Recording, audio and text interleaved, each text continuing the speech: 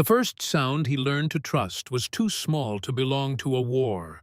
Not the boom of artillery, not the rattle of rifles, a click, a neat little tap of metal on metal, like a teaspoon against a cup.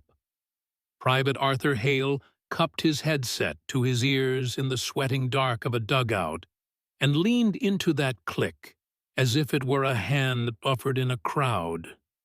The dugout wore the breath of the men inside it.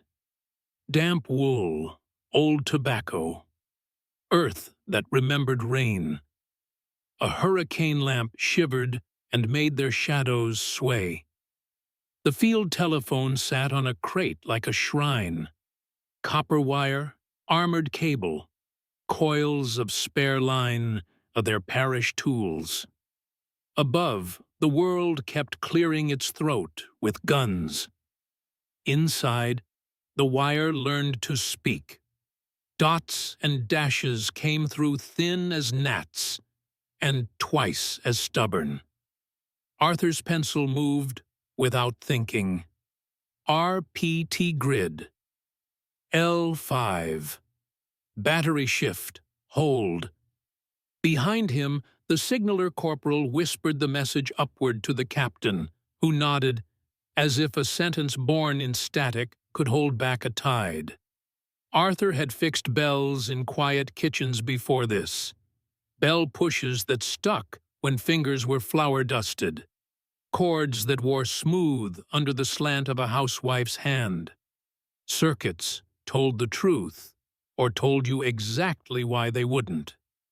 He liked that. Out here, truth had to be hauled through mud and iron, coaxed along a wire that passed over the same earth that swallowed boots and men. His job was not to shoot or charge. His job was to make sure the army could still hear itself think. At first light, they went out to follow the line. Arthur and his mate Miles Benton carried reels on their backs like anchors, a buzzer set in a biscuit tin, bell batteries, pliers, a knife. They stepped from duckboard to duckboard along a trench that had learned to zig where the ground remembered how to punish pride. Every 20 paces a post, a split sapling lashed to a picket, the copper tied off. Glazed insulators like little moons. The wire looked delicate. It was not. It remembered every hand that had tightened it. The first break of the day came early, a clean snap where a fragment had shaved the line. They stripped, twisted, soldered in a sleeve. Arthur grinned at the little buzz in the test bell, a sparrow singing in a winter hedge. The second break sulked under a slumped parapet.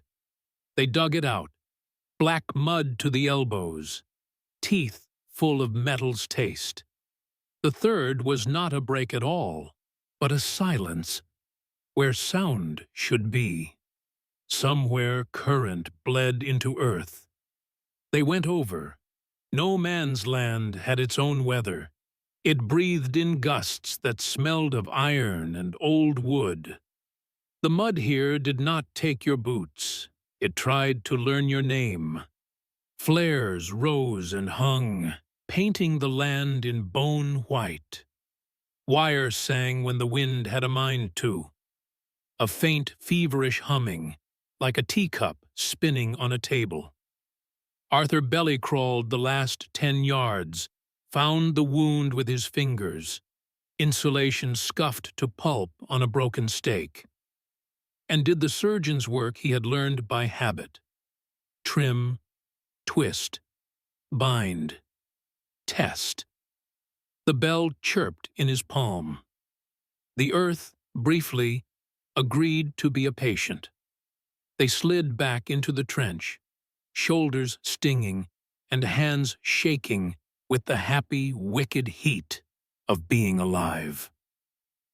"Still talking," Miles said, and knocked his helmet with his knuckles for luck. The captain's runner found them 2 minutes later and blurted thanks that were really relief. Orders were moving again. Men would not walk into a map drawn wrong. That night in the dugout, the air was thick with smoke and secrecy. The corporal tapped the lamp glass with a match stem and said the guns would open before dawn. "You keep my wire singing," he told Arthur. "We'll keep their heads down." Arthur nodded. He didn't believe in glory. He believed in continuity, a message leaving one mouth and arriving in another, intact. He lay down with his coat under his head, and his hands curled into the shape of a key. When sleep found him, he could still hear the click traveling the darkness, as if words were creatures that needed warmth. Dawn was not a color, but a pressure. The barrage got up first. The trench roof shook dust into their tea. The line stayed steady for 7 blessed minutes. Then the world picked at it like a scab. The headset filled with snow. The key went dumb. Arthur felt the absence like a missing tooth and was already moving. Miles strapped on the reel and grinned that stupid grin he wore when fear and delight touched. "After you, maestro." They went up the scaling steps and into the ash-gray morning, where shells wrote quick signatures on the horizon. It became simple. Low, crawl, test. Low, crawl, test. They found the first break in the ragged shadow of a shattered tree, the second under a piece of duckboard that had skidded to an ugly stop, the third at the stump of a signpost that used to mean something. When the bell gave them its tiny yes again, the headset in the dugout revived, and the captain's voice, already hoarse, passed down the miracle. "Left company, check your pace. Right company, refuse the flank." Small sounds ordering a continent-size madness. Fine lines holding a weight they had no right to. At midday, Arthur wiped mud off the notebook where he wrote neat little lifelines, grid, code, time, and saw his own handwriting shake. He didn't feel brave. He felt useful. He ate a biscuit that had learned to be a stone and smiled into the whine of the next shell, because there was nothing else to do. By evening, after the forward push ground itself blunt against world and weather, the officer ducked inside, white at the mouth, and put a cigarette into Arthur's fingers. "You saved us from losing the battalion in that wood," he said. "Don't tell the wire. It'll get cocky." Arthur laughed because he needed to remember how. Outside, the sky lowered itself a shade, and Miles hummed the same bar of a song he never finished. Across the dugout, a spare headset on the wall murmured, as if voices were birds roosting in the copper. Arthur closed his eyes and listened to the army breathe. Winter taught patience by lowering its voice. Snow came dirty and left truce-colored ice wherever men had walked. The wire turned brittle. It snapped with a small, offended sound when pulled too taut, a violin string surrendering. Arthur learned to handle it like a living thing that might flinch. They walked the line twice a day and once at night. The circuit ran trench to switchboard, to battery, to guns and back again. A loop of nerve that let generals believe in maps. Rats chewed insulation like they were studying to be electricians. Men leaned on posts and left a little of their weight behind. Sleet crawled along copper like a slow disease. The earth wanted quiet. The wire refused. Messages had moods. You could hear them before you made out the words, the long stacked dashes of an artillery request, impatient but polite, the staccato panic of a company whose landmark had fallen. the steadier hum of logistics, bread, coal, rum, the verbs that kept an army walking. Arthur's pencil moved by reflex. His hand learned to write under lamp, under shell, under the brief, bright lies of flares. He had neat script and a steady speed. Command liked neat, steady men it could forget about. Most days he could. Forget himself, that is. He was a conduit, a spine, a bridge that charged no toll. Then something would knock the day sideways. A human voice slipping accidentally into the wire. A snatch of laughter. A cough that belonged to no code. Once, just after midnight, a whisper that might have been German, might have been prayer. He answered with the only sentences he was allowed. RPT. Say again. The whisper didn't. It turned into a smear of snow and left his ear buzzing. It was during a January push near Ypres that the line learned to hate him back. The guns fired until sound had edges. Arthur and Miles crawled a new route over ground that pretended to be still and wasn't. Wire snarled their ankles. The reel paid out at an angle that made Arthur's teeth hurt. "Another 30 yards, Miles said. "I'll spike the picket. You get your bloody knot right for once." Arthur laid his cheek in mud that had the temperature of a man's wrist and did the braid that kept connections honest. A flare went up and hung, and in that waxy light they could see the new world. Shell pits where fields had been. The black ribs of fences that remembered straight lines. The picket went in with an offended thud. The copper took a pretty bite and held. The shell scream you hear only when it belongs to you. He heard it. He shouted something that might have been Miles's name. The blast slapped the air flat. The ground got up and then tried to forget it had. Arthur found himself on his back with his mouth full of coins. He rolled, spat mud, found the reel by feel. The wire was still there, a small miracle with his friend's blood on it. He crawled to the shape that used to be Miles because that's what a man does with love and useless hope. He put 2 fingers against a throat that had learned silence. He took the reel from a hand that did not know how to let go and eased the fingers open like a father freeing a child's fist. He made the splice by rote because grief and work can share a bench. The test bell said yes. Arthur said nothing. Back in the trench, when a new man came to take the other pair of pliers, Arthur showed him the kit and the coil and the way to keep the key from sticking when the dugout roof sweated. He didn't say Miles's name. He wrote it inside the back cover of his notebook, behind the page where he kept the friendly frequencies and the habit the German batteries had of taking Sundays personally. After, the war went on with its petty brilliance. Arthur learned to lay twin lines, a main and a shadow, because one truth in this world needed a double to be believed. He learned to earth a circuit with a bayonet when the ground was sulking and needed the persuasion of steel.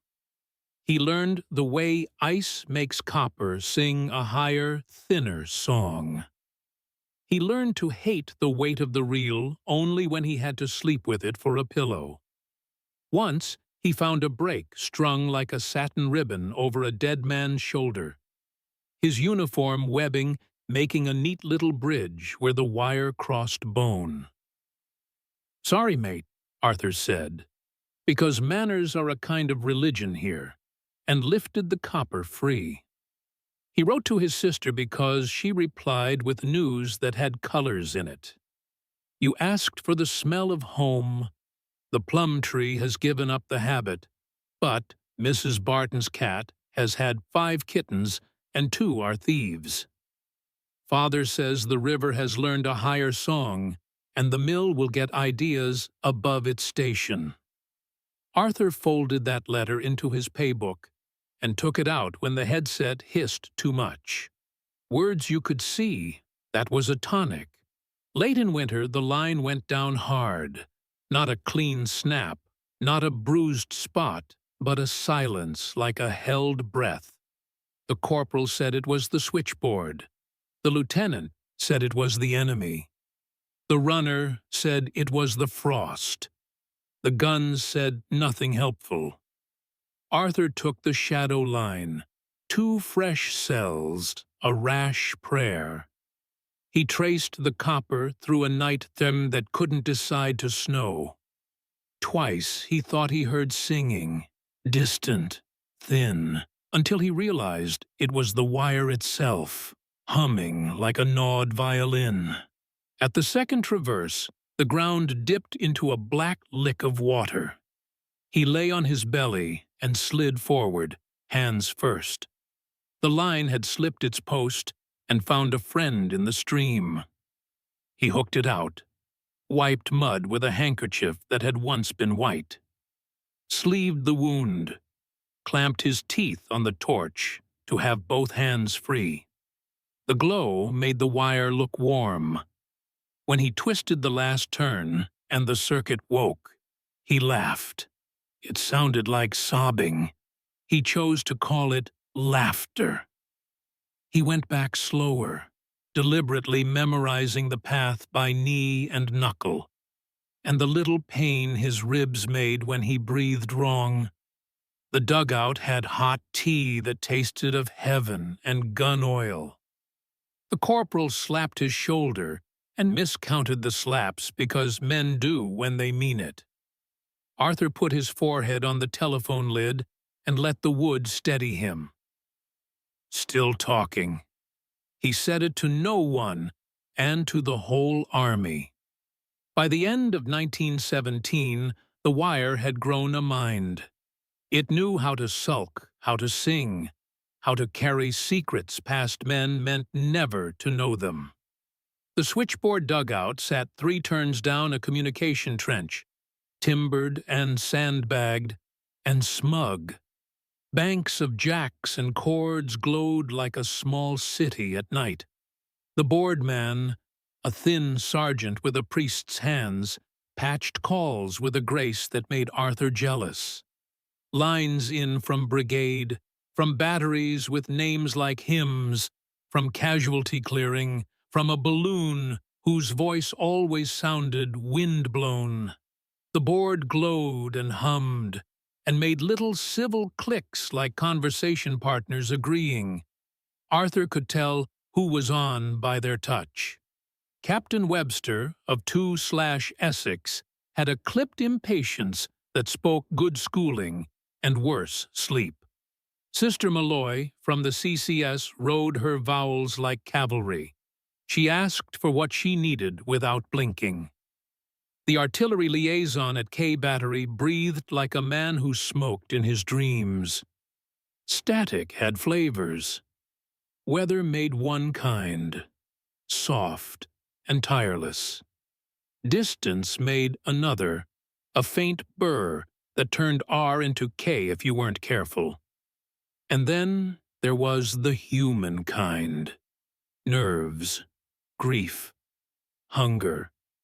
You could not write those into the log. You wrote RPTSITREP.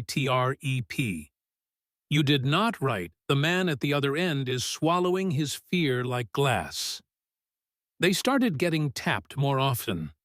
Somewhere, men with tidy mustaches and cold ears sat with their own headsets and took British sentences apart for supper. Command changed codes and timings. Signalers learned to speak like ventriloquists. Arthur sent the curt versions and, sometimes, when the line went weird and seemed to be listening to him, sent something else, tiny and useless and human, Are you warm? Once, faint as breath on glass, a reply came back over the ghosts. No. You? He smiled into the dark. No, he said aloud, which answered both questions. He learned to read the battlefield from the wire alone. 4 batteries suddenly calling for the same range, a counterattack shaping, medical asking for extra stretcher parties from 2 directions. A bay had held, but expensively. A long pause where a chatty liaison always chatted. A name about to be carved on stone. The wire made him omniscient and helpless. When the long bombardment came, the one that lasted until hours no clock deserved, the dugout breathed dust. The roof groaned, the lamp danced. The board lights winked with a drunk's confidence. The captain told them to move out to the reserve position. The sergeant said he'd go when the gods learned courtesy. Arthur kept his headset on and his pencil moving. Orders went through like prayers. Confirmations came back like relief. Somewhere, the earth forgot to be a drum and remembered it had once been a floor. He heard last words he wasn't supposed to hear. Not the sentimental ones. The practical ones. Tell Harper the spare firing spring is in the left, swallowed by noise. Don't let Carter get the good boots, followed by laughter that wasn't a joke. If Daisy asks, say I kept my pocket Bible. And then the line went flat, and the pencil didn't know where to write. A young signaller from Leeds, keen, green, painfully tidy, sat down next to Arthur in an interval between storms and whispered, "Sometimes I hear them after I take the set off." "What?" Arthur asked, and the boy looked at the board as if it might scold him. "The voices." In the static, Arthur rolled the pencil between finger and thumb. "That's just your head learning to be a room," he said. "It stops when you put the kettle on." "Does it?" "When the kettle sings," Arthur said, and made it true by getting up to brew. The wire carried jokes, too. It had to. A runner with a voice like a brass tuba told the board that his colonel said if ammunition didn't arrive by midnight, he'd throw the telephone at the next shell and see if that hurt Jerry's feelings. A ward sister reported in that her patients would prefer their morphia in jam, please, because sugar makes for better dreams. Someone sent happy birthday in dots and dashes that limped, and brigade sent back no singing on the line, which made the whole dugout grin. At night, on rare nights when the guns consented to nap, the line made a low thrum you could mistake for the sea if you'd never been. Arthur sometimes lay on the plank bench with the headset crooked behind his ear, listening to the army breathe through copper. He did not tell anyone he found it comforting. It would have sounded mad. It was. The kind of madness that holds you steady. Word came through in late summer. A vast thing moving. A tide called offensive that no one trusted. The wire went disciplined. Everything tasted of effort. For 3 days, the board hissed and tapped and sang. Men moved on time. Guns spoke in paragraphs. Units that had no business meeting found each other on the same sentence. Arthur knew, by the way the static behaved, that the line had shouldered something heavy and decided to carry it anyway. After, when the maps got new penciled hope on them, he slept for 20 minutes and woke with his hand already reaching for the key. He looked at it and laughed. The laugh startled him. It sounded young. Morning of November 11th wore a gray that wanted to be kind. The rumor had chewed its way down the trench by 2 a.m. A word men didn't dare put their weight on: Armistice. The board, usually testy at dawn, clicked with a precise, almost formal calm. Messages still went. Men still moved. The last minutes of a war are as greedy as the first. Arthur logged a final correction to the range for a battery that had kissed its gun's breech out of habit. He patched through a call from brigade to a forward company captain whose voice had never learned to tremble. He wrote a CK more times than he could count. The clock on the dugout wall, rescued from a parlor whose ceiling now lived in a crater, had a hairline crack across its face and had kept time with pride through every insult. Its hands came up to the hour and paused like a man about to step through a doorway he could not quite see. At 2 minutes to 11, the board filled with small, tidy farewells disguised as business. Report: last RDS expended. Confirm ammo on charge. Any casualties? Negative. The sergeant took off his headset and put it down as if it were a child he had taught enough for one lifetime. Stand by, he said, to no one in particular, and to whatever gods had put electricity in human hands.